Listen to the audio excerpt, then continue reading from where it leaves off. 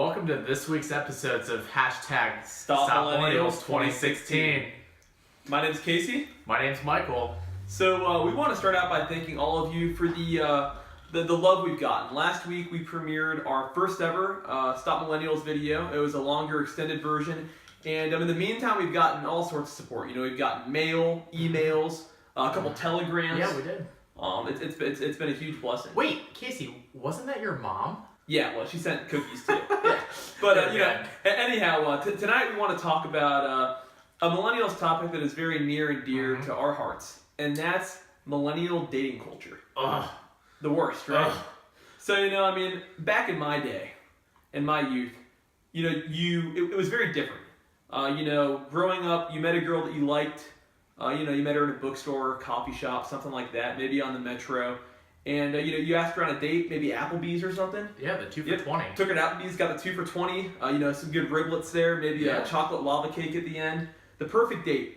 And with our parents' generation, people were high school sweethearts. Mom was a cheerleader, dad was a football player, and that's how little Billy came to be. They even asked her dad before the date. Yep, exactly, old-fashioned. Revolutionary. And nowadays, it's going to be, honey, I met your dad on Tinder. It's like, you go on Tinder and then they're like the rabbits outside.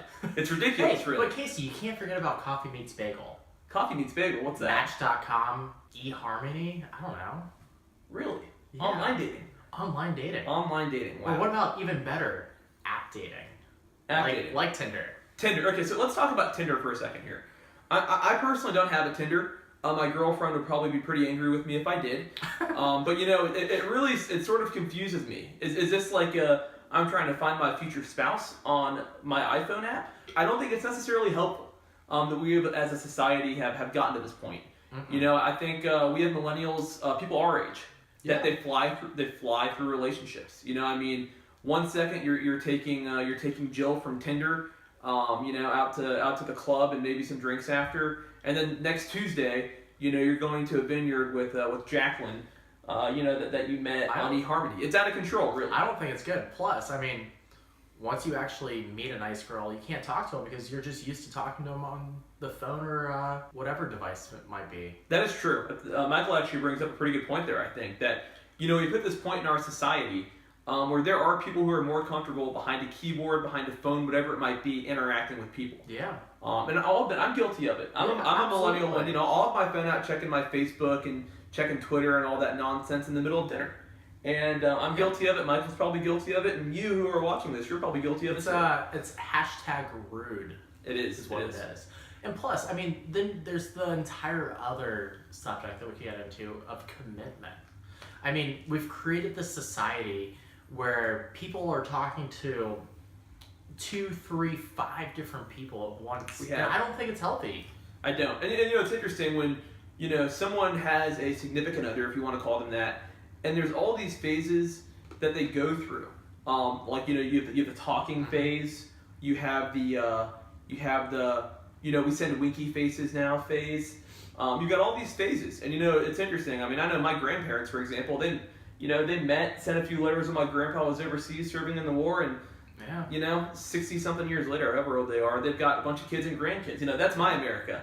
That's how it used to be, and now my grandfather met my grandmother, 2 weeks later proposed. And nowadays there's just no transparency, right? You never know if you're in a relationship with this person or if you're just talking. You never know. You're too afraid to ask. And I think that's important that we really go back to our roots. Yeah, and there's just there's a lack of trust now because everyone, when their partner's on their phone, all the other person's thinking about is, I wonder who they're talking to. Yeah, that does happen sometimes. That does happen. With my girlfriend, I don't worry about that. If she's on her phone, she's probably just seeing what happened on last night's episode of The Bachelor.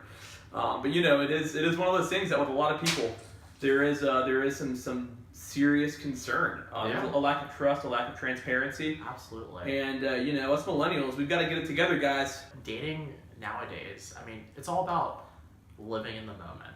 It is. And it can apply to jobs as well. Everyone's about living in the moment and not looking forward to the future. It's true. I think that, you can at times look at your relationship the way you look at your career, right? You don't want to be thinking about just what is this going to be like next month, but also what am I going to be doing 5-10 years from now, right? It's like your relationship 401k. your relationship 401k, which like most millennials, you don't have one. But you know, gonna spit up your whiskey and coke there, buddy. But by the way, we do want to mention this week our drinks are sponsored, and by sponsored I mean that I bought whiskey from Catoctin Distillery. That's sponsorship. We pay them. They provide. Yeah, it is. It's a really great, fair deal. But yeah, they're located in Percival, Virginia. Wonderful establishment. Mm-hmm. A lot of old baby boomers, waspy type folks. Yeah, we also want to do a shout out to Dr. Phil and all his relationship advice. Dr. Phil, you have hair like an angel.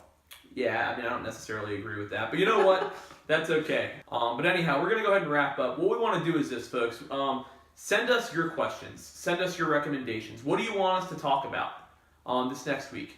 Our idea this week was actually inspired by one of our viewers. Absolutely, yeah. We've gotten some questions so far, which has been phenomenal. Mm-hmm. We want to continue to get questions from you guys and see what you want us to talk about.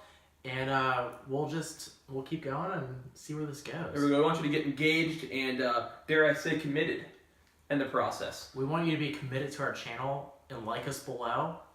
And we'll have some good stuff for you. And once again, my name's Casey. I'm Michael. And we're here to #StopMillennials 2016.